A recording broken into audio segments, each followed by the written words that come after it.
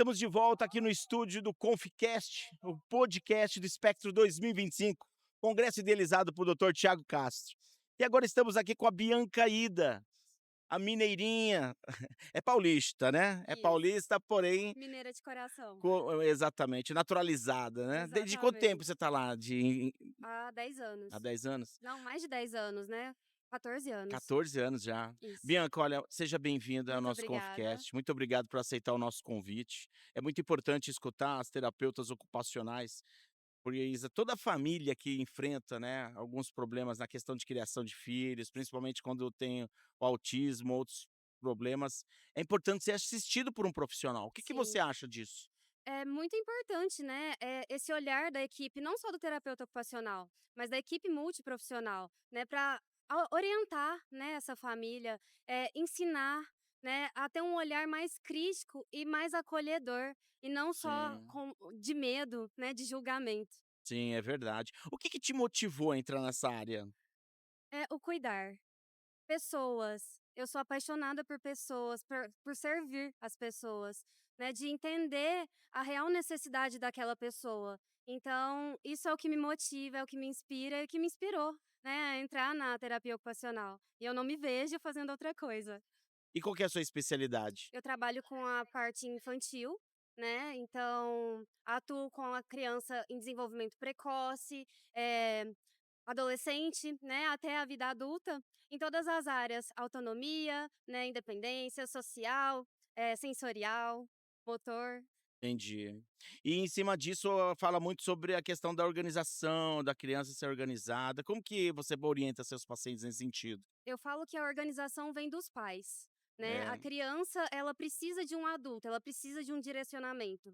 Então, é onde a gente entra na questão da educação parental, né, sim, então a educação parental é isso, fazer com que primeiro os pais, né, os adultos se autoconheçam, né, a neurociência explica isso, para que a criança se conheça, né, se permita a aprender, né, a superar novos desafios. entendi. E quando se fala de organização, na verdade é ter uma rotina, né? Isso, exatamente. A gente prioriza muito a rotina. Por quê? Rotina é fazer as mesmas atividades todos os dias. O cérebro, ele aprende por repetição.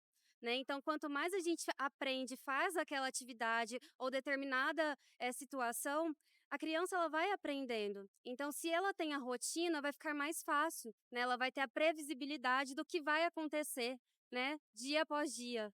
Só que nem sempre é desorganização, né? Às vezes é a criança testando, né? Como que o pai pode saber isso, né? Na Quando se trata de desorganização ou teste? Na verdade, na maioria das vezes não é teste, né, é a criança demonstrando que precisa ali de um acolhimento, né, então o pai, né, o adulto, ele precisa entender, a reconhecer os sinais, né, dessa criança. Aquela criança às vezes que está com um choro intenso, né, gritos intensos, inquietação, então, o pai ele precisa entender, saber reconhecer esses sinais para poder, orientar, acolher essa criança, né, para que ela se permita regular.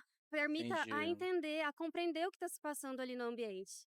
É que a criança está na fase de aprendizagem e ela não sabe Exatamente, se expressar bem. E aí o exatamente. pai tem que aprender, então, a interpretar, é isso? Isso, né, assim, quando o adulto ele acolhe, ele se permite primeiro, né, a entender, a compreender o que está acontecendo, a criança ela passa a entender também, ela é o reflexo, né, então se você fica calmo, se você ensina com paciência, essa criança também vai aprender com paciência. É verdade. E a questão da paciência é bem interessante, porque o pai tem que ter paciência, né, para que a Exatamente, criança seja paciente, né. Como que o pai isso. pode lidar com isso? Olha, é muito normal, o pai, a mãe, né, qualquer pessoa perder a paciência, mas é importante a gente primeiramente manter a calma, né. Primeiro tentar entender a situação, respirar, né, acalmar e então conduzir, né, para o melhor caminho ali daquela situação. E como que vocês orientam os pais nesse sentido, nessa sua terapia ocupacional?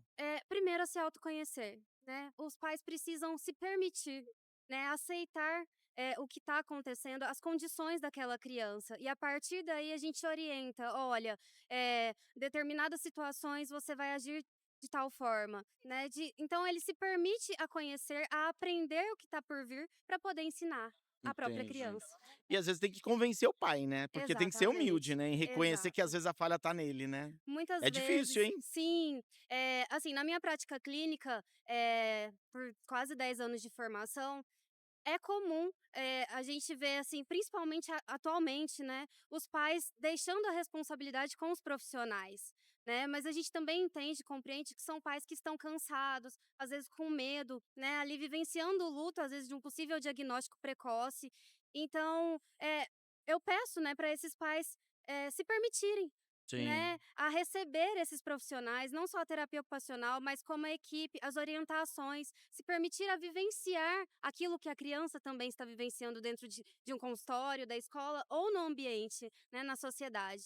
Você acha que existe um certo preconceito do pai em aceitar a situação? Muito, muito. Hoje o preconceito, né, vem de casa, né. Eu não vou falar que são de todas as famílias, de todas as crianças, mas o preconceito ele começa dentro da família, né, com medo do julgamento, eh, de saber o que que a criança vai passar ali, né, o que que as pessoas vão falar: "Ai, se eu saio com o meu filho, ele tem uma crise, será que eu vou ser julgado? Será que eu vou ser condenado por não ser um bom pai, uma boa mãe, né? Será que eu estou educando ou não?". E às vezes o problema tá de dentro pra fora, né, às vezes é questão Exatamente. cerebral também, né. O que que você Sim. me diria sobre isso? A criança, por exemplo, quando ela entra em crise, ela é vista como uma criança birrenta, né, com má comportamento, mas isso tem uma explicação. Quando a criança entra em crise, nós temos uma área cerebral que chama amígdala, e ela faz parte, né, da área de sobrevivência, então ela fica em alerta. Então o que que a gente pode fazer? Tentar entender, né, que quando a criança ela está em alerta, ela está em crise, ela não ouve, ela se frustra, né, então acalmá-la de uma forma que ela se sinta mais confortável para que então ela consiga compreender o que está sendo, né, falado, né, imposto ali naquele momento. Entendi, então esse é o que o pai tem que fazer quando ele estiver em crise. Isso.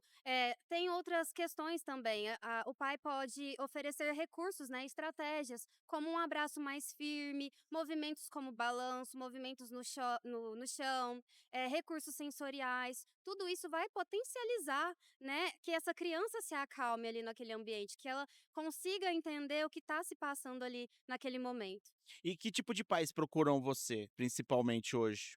Pais que receberam, né, diagnóstico precoce, tanto do É do autismo. autismo somente ou tem Não, alguma outra comorbidades, síndromes raras, paralisia cerebral, então, com TDAH, TDAH, com todos os diagnósticos, TOD, né, é TOD que fala também, também, né? TOD, crianças, com depressão, epilepsia, né, hoje o foco está muito na saúde mental, então, assim, a gente trabalha com esse tipo de público, né, então são pais que procuram ali entender e compreender o desenvolvimento infantil. E uma dúvida que eu tenho, ó, tem diferença o TOD para o TDAH? O que é? Sim.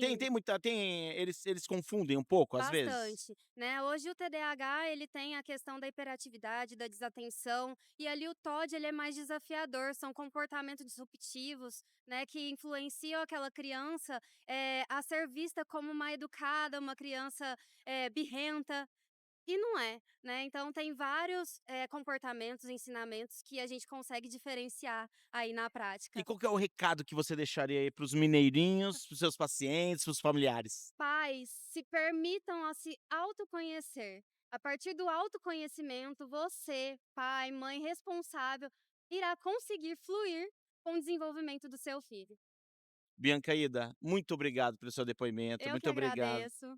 Foi muito, assim, instrutivo, né, eu vejo que você é muito determinada, né, você tem as respostas na ponta da língua, isso é importante para o pai, e sente muita segurança, Muito tá, então obrigada. eu acredito que você é uma excelente profissional. Obrigada, eu E a fico feliz, né, pelo convite e pelo trabalho de vocês aqui no congresso que está maravilhoso. manda um recado para o Thiago também, ele que nos pôs aqui. Doutor Tiago, eu, assim, sem palavras para todo esse evento, e você sabe que eu já te falei, você foi um pai, né, para desvendar e desmistificar tudo sobre o autismo na minha vida e eu acredito dos colegas também.